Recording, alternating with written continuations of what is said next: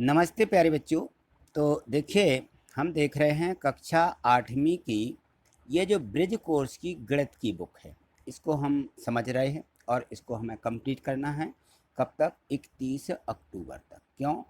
क्योंकि इसमें से अर्धवार्षिक पेपर पूरा इसी ब्रिज कोर्स की बुक में से पूछा जाएगा, तो हमें 31 अक्टूबर के पहले पहले तक इसको पूरा कंप्लीट करना है, इसको अच्छे से समझना है। क्योंकि नवंबर में हमें एड ग्रेड की बुकें मिलने वाली हैं, जिनसे कि हम उनसे वार्षिक परीक्षा की तैयारी करेंगे। तो देखिए, यहाँ पर वर्कशीटें 15 दी गई है।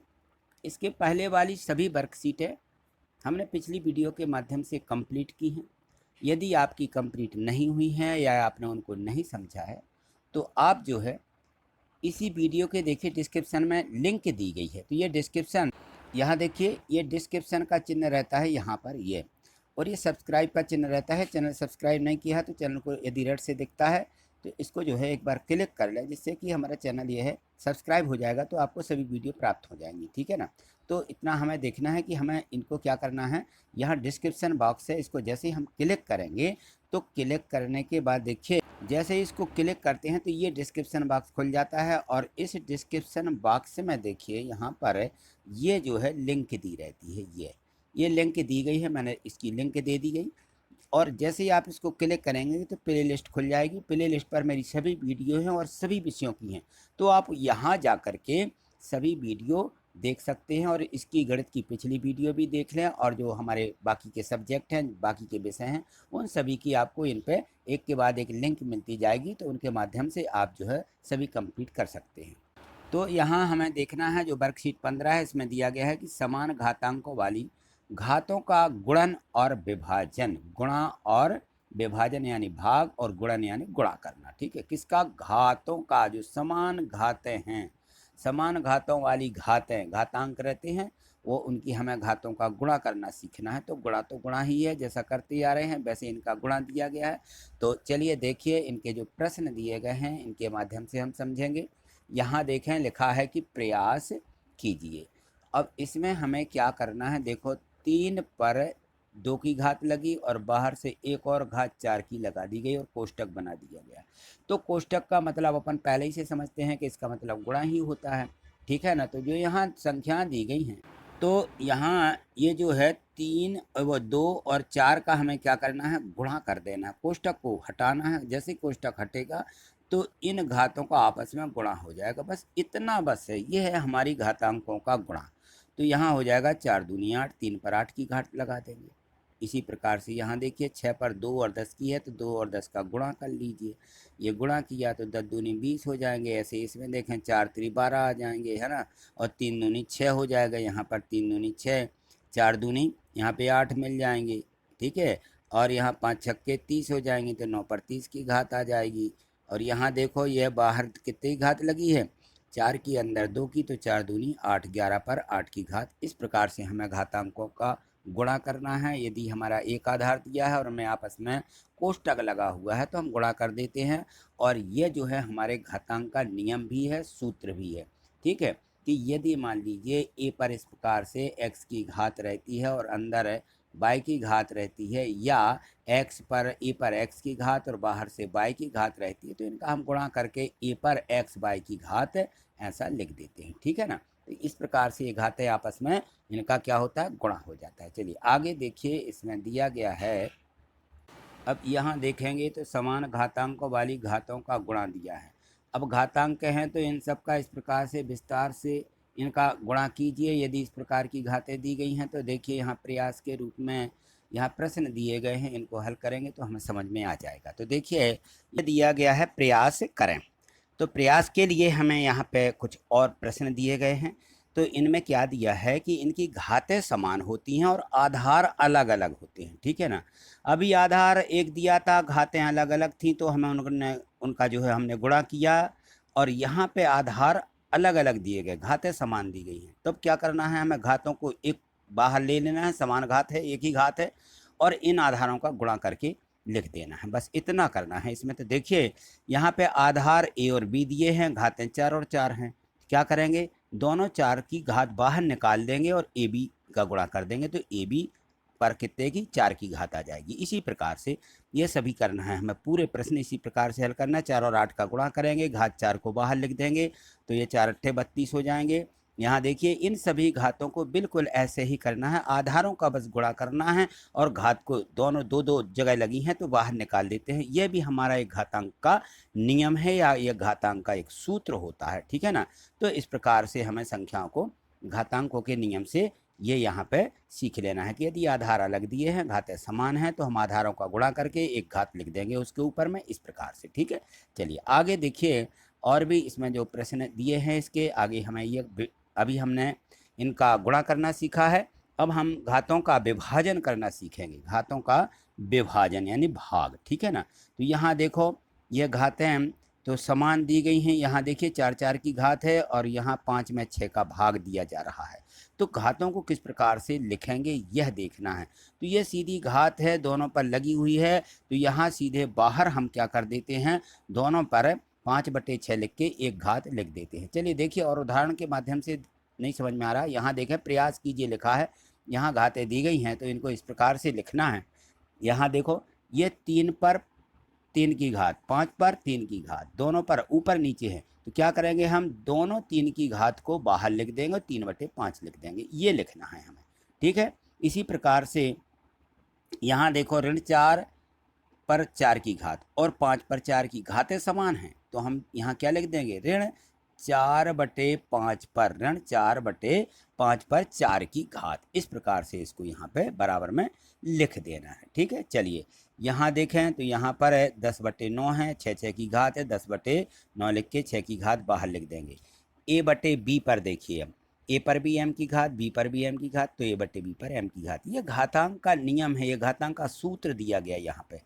तो सभी में इस प्रकार से हमें घातों को बड़ा कोष्टक बनाएंगे, घात को बाहर, दोनों घातों को इस प्रकार से हम लिख देते हैं, ठीक है। ये तो समझ में आ ही गया होगा। चलिए आगे देखिए, आगे इसमें दिया गया है वर्कशीट 16 दी गई है, तो इस 16वीं वर्कशीट को यहाँ देखिए, इसमें दिया गया है कि समीकरण की समझ।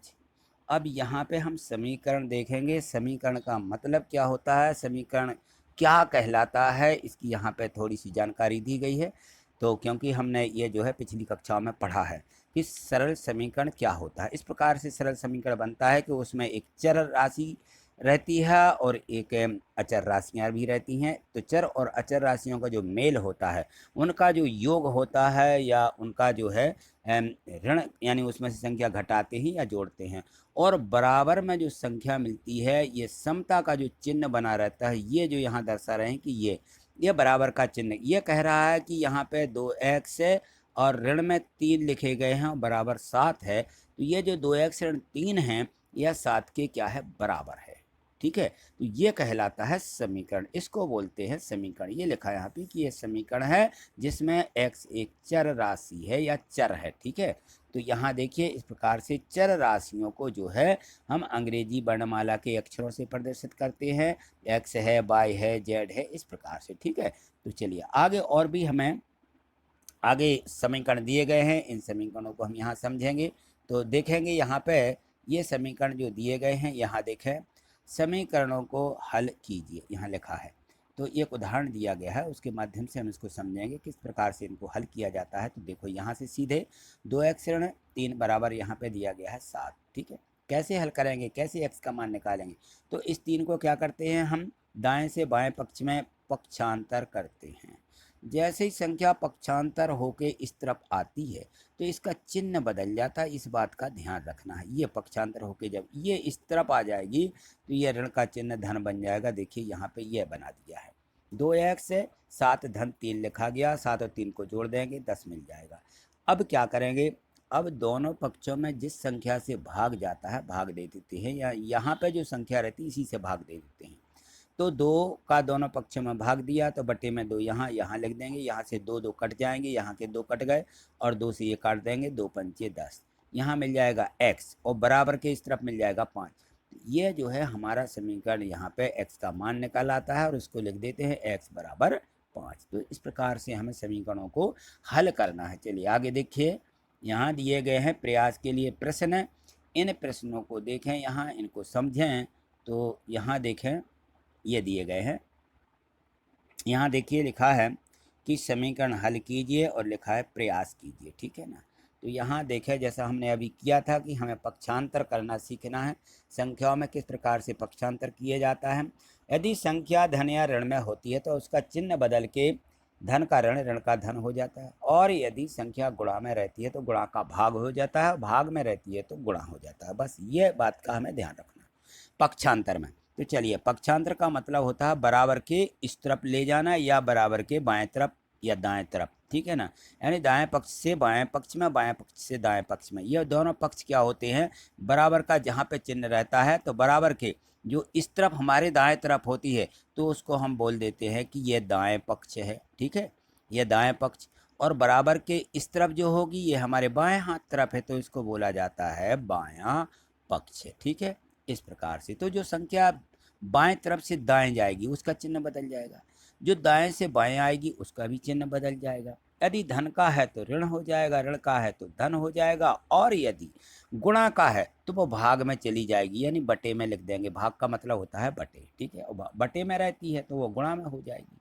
इतना हमें मात्र यहाँ पे करना है। चलिए अब देखिए यहाँ पे दो का पक्षांतर करना है, तो दो धन के हैं, इस तरफ आके देखिए ये ऋण के बन गए, 13 में से अब 2 घट जाएंगे तो 11 बचेंगे। अब यहाँ देखो, अब वैसा धन और ऋण नहीं रहा, अब रहा गुणा, 3 का गुणा x में है, तो x में 3 का गुणा है तो हम दोनों तरफ क्या करेंगे, अब इस संख्या को हम पक्षांतर करेंगे तो बटे में आ जाएगी, गुणा की यहाँ भाग में आ जाएगी बटे में, ठीक। तो ये इसका x का मान निकल आया 11/3, ये समीकरण का हल हो गया। यहाँ देखो ये समीकरण दिया ही है, हल किया हुआ, तो इसको आप देख लेंगे कि किस प्रकार से हमें संख्याओं को पक्षांतर करना। अब देखो ये दाएं पक्ष से बाएं पक्ष में लाना है, क्योंकि यहाँ पे चर राशियाँ एक तरफ रखते हैं बाएं पक्ष में और अचर राशियों को दाएं। तो यहाँ देखिए ये 2x हैं, ये 3x, 3 में से 2 घटा देंगे तो अकेला 1x मिलेगा, यहाँ 1x है, और बराबर में ये 18 मिल जाएंगे, ये हो गया। यहाँ देखो x ऋण 5 है, 5 को इस तरफ ले गए तो 1 और धन 5, 6 हो जाएंगे, बस हो गया। यहाँ देखो 9 को पक्षांतर करना है, 3 को इस तरफ ले आएंगे और 9 को इस तरफ ले जाएंगे। मैंने बताया है कि चर राशियाँ हम बाएं पक्ष में रखेंगे, अचर राशियों को दाएं, ठीक है। तो यहाँ देखो जैसे ही इस 3 का पक्षांतर हुआ, ये धन के थे तो यहाँ आके ऋण के हो गए, और 9 धन के हैं तो इस तरफ आके ये ऋण के 9 हो गए, बस ये हो जाता है, चिन्ह बदल जाता है।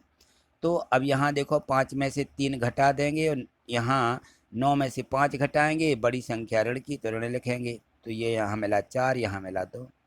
अब दोनों तरफ क्या करेंगे, इस 2 से भाग लगा देंगे, तो यहाँ 4 में 2 का भाग लगा दिया तो 2 दूनी 4 हो जाएंगे, तो बराबर में चाहे तो हम यहाँ ऋण लिख देंगे कि ऋण 2, बस ये इसका उत्तर आ जाएगा, या 4 ऋण 4/2 लिख दीजिए, ठीक है, ये लिखना है। चलिए आगे देखेंगे, तो आगे देखिए इसमें प्रश्न है, यहाँ लिखा है हल कीजिए। यदि मैं किसी संख्या का 3/4 लेकर इसमें 3 जोड़ दूं तो मुझे 21 प्राप्त होता है, संख्या ज्ञात करें।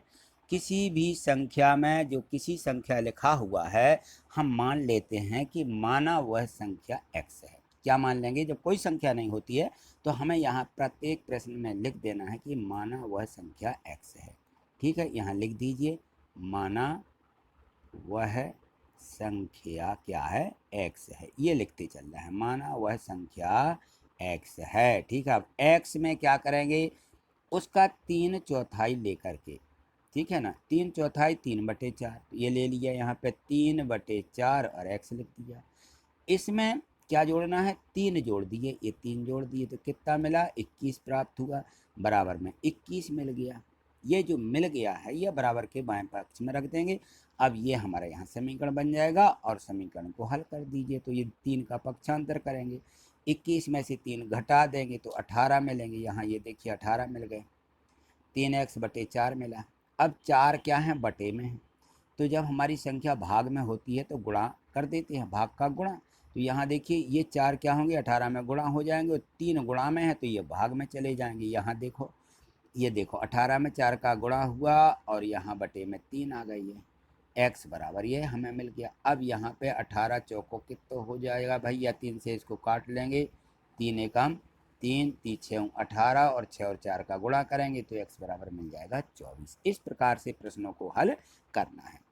अब यहाँ देखो लक्ष्मी के पिता की आयु 49 वर्ष है, उनकी आयु लक्ष्मी की आयु के 3 गुने से 4 वर्ष अधिक है, लक्ष्मी की आयु क्या होगी।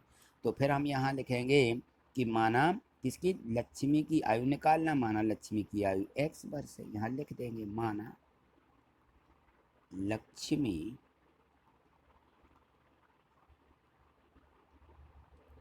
की आयु कितनी है? x वर्ष। लक्ष्मी की आयु x वर्ष है, ये हमें यहाँ पे मान लेना, ठीक है। अब x के साथ करेंगे तो क्या दिया है कि उनकी आयु लक्ष्मी की आयु के 3 गुना, माने x का 3 गुना 3x होगा, और 4 वर्ष अधिक माने उसमें जोड़ देंगे। तो देखिए 3x और धन 4 कर दिया, कितने के बराबर हो जाएगी? ये 49 के बराबर हो जाएगी।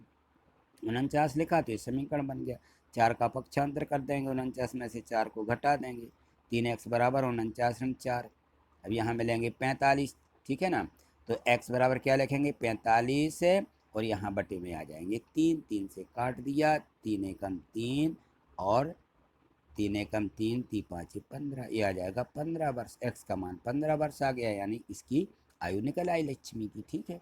ये चलिए आगे देखिए, यहाँ देखें समीकरणों का निर्माण दिया गया है कि समीकरण किस प्रकार से बनते हैं या किस प्रकार से बनाए जाते हैं।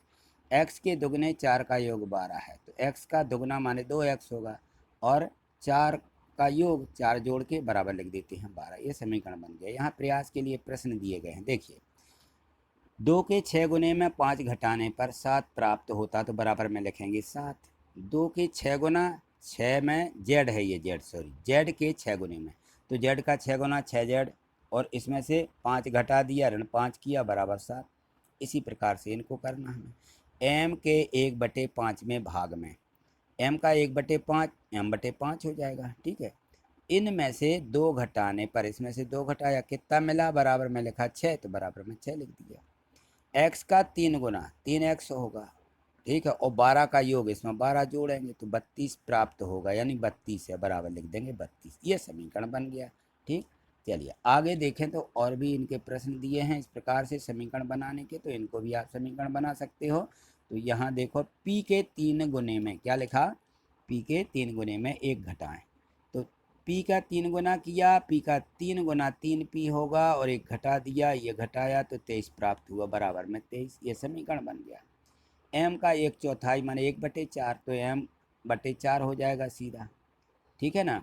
और लिखा है 7 में से 3 अधिक, 7 से 3 अधिक, बराबर में लिखेंगे 7 से 3 अधिक है 1/4, 7 से 3 अधिक, तो बराबर में 7 धन 3 मिलेगा। या चाहो तो इसको बराबर में समीकरण ही है, ये समीकरण आ गया, सीधा सीधा इसको ऐसा लिख सकते, ठीक है। अब यहाँ देखो प्रयास के लिए प्रश्न दिए हैं, दिए गए समीकरणों के कथनों में बदलिए। अब यहाँ पे जो कथन दिए गए हैं, इनको हमें, जो समीकरण हैं, इनको कथन में बदलना है। कथन दिए रहते हैं तो इनको किस में? समीकरण में बदलना है। तो किस प्रकार से बदलते हैं, यहाँ देखें, ये दिया 5p बराबर 65, तो p के 5 गुना, p का 5 गुना 65 के बराबर है, ये लिखेंगे p का 5 गुना 65 है, ठीक। एक संख्या है, उस संख्या का 5 गुना, यानी p का 5 गुना, ठीक। यहाँ पे देखो, यहाँ पे दिया n/2 ऋण 4 बराबर 6, तो n के आधे यानी n/2, आधे में से 4 घटाने पर, ऋण 4 किया ना, 4 बराबर 6 प्राप्त होता है, ये लिखना है। यहाँ देखो x के 2 गुने में से 3 घटाने पर 7 प्राप्त होता है, m के 8 गुने में 4 जोड़ने पर 100 प्राप्त होता है, ये लिख देंगे सीधा। ये देखिए भाषा के रूप में इस प्रकार से शब्दों में हमें लिख देना, एक कथन है, जो कहा गया है वही यहाँ पे लिख देना है, ठीक है। यहाँ x का 1/4 और 4 का योग कितना है? 6 है, तो ये 6 लिख दिया। बस इस प्रकार से हमें इसको कथनों में परिवर्तन करना है या कथनों में इसको बदलना है, ठीक। आगे तो आज इतना ही, आगे और भी इनकी वर्कशीटें दी गई हैं, उनको अगली वीडियो के माध्यम से देखेंगे। आगे देखने के लिए आप चैनल को सब्सक्राइब करके रखिए। थैंक यू, धन्यवाद।